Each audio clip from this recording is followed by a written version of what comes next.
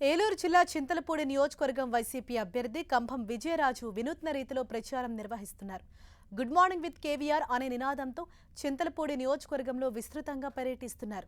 ఉదయమే చింతలపూడి ప్రాంతంలో వాకింగ్ చేస్తూ ప్రజలను కలుస్తున్నారు. టీ షాప్ల వద్ద ఆగి అక్కడున్న ప్రజలతో టీ తాగుతూ వారితో చిట్చాట్ చేశారు.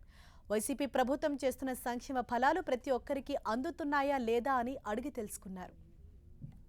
ఉదయమే లంబాడి తండ గ్రామాన్ని పర్యటించడం జరిగింది.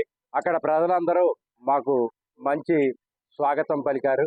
వాళ్ళందరూ కూడా జగనన్నను మళ్ళా సీఎం చేయడానికి సిద్ధంగా ఉన్నారు. జగనన్నకు జేజేలు పలుకుతున్నారు. మళ్ళా జగనన్న ప్రభుత్వమే రావాలి అని అంటున్నారు. ఎందుకంటే ప్రజలకు అందుతున్న సంక్షేమము, అభివృద్ధి, ముఖ్యంగా ఆ తండాలో ఆ సీసీ రోడ్లు, అక్కడ ఆ ఇళ్ళు, ఆ అభివృద్ధి, గడప గడపకు సంక్షేమము చూసి వాళ్ళు మళ్ళా జగనన్న ప్రభుత్వం రావాలని కోరుకుంటున్నారు.